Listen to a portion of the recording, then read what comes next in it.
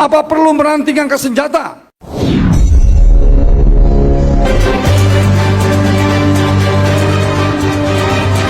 Dari Meranti itu Pak, daerah termiskin se-Indonesia, penghasil minyak termiskin, ekstrim lagi. Ya pertanyaan saya, bagaimana kami mau tidak miskin, uang kami tidak dikasihkan. Bapak bilang dibagi rata kemana? Se-Indonesia atau apa? Kami Pak, minyak kami 103 sumur kering. 103 sumur sudah kering Pak. Kalau 100 sumur lagi kering, miskin total.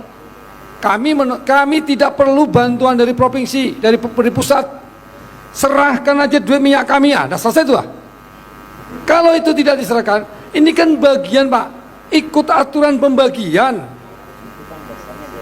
Ini aturannya sudah ada semua Pak, ini aturannya. Bapak lah megang aturannya, sudah tahu. Pertanyaan kami itu, mengapa kok tidak dibagikan kepada kami? Dolarnya naik 100 dolar dari 60 ke 100, liftingnya naik menjadi 7.500 lebih barel per hari per day. Lah duitnya kok malah berkurang? Itu pertanyaannya Pak. Itu Pak, tadi kan ada formulanya. Saya sampaikan tadi, misalnya ditetapkan di undang-undang bahwa misalnya 85% itu diberikan kepada pusat, daerah sebesar 15%.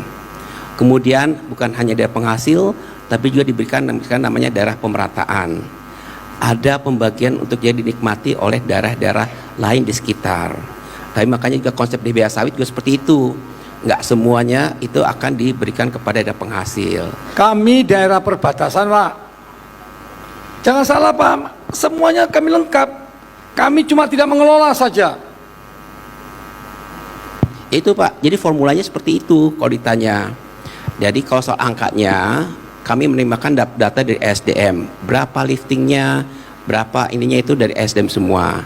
Itu yang kami pakai dari data sebagai dasarnya.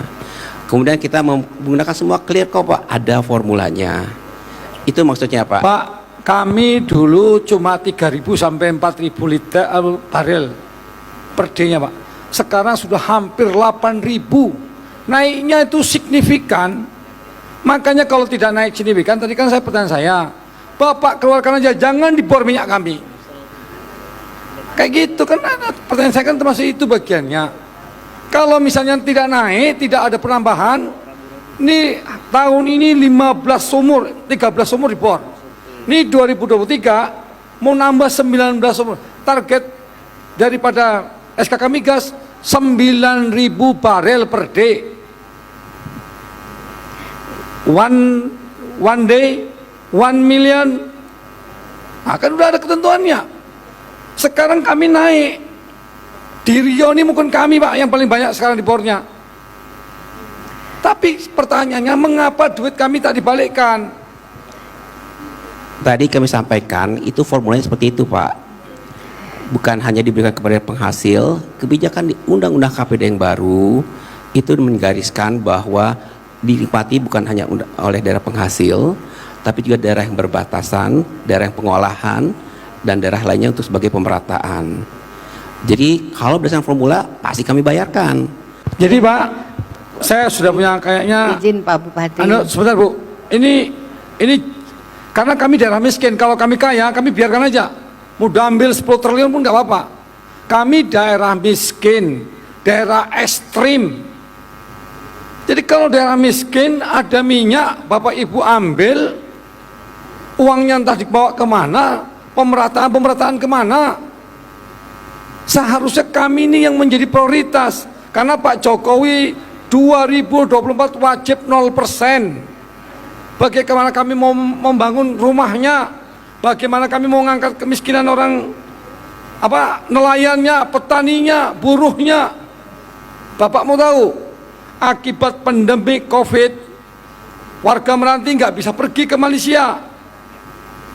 41.000 penganggurannya, itu PMK.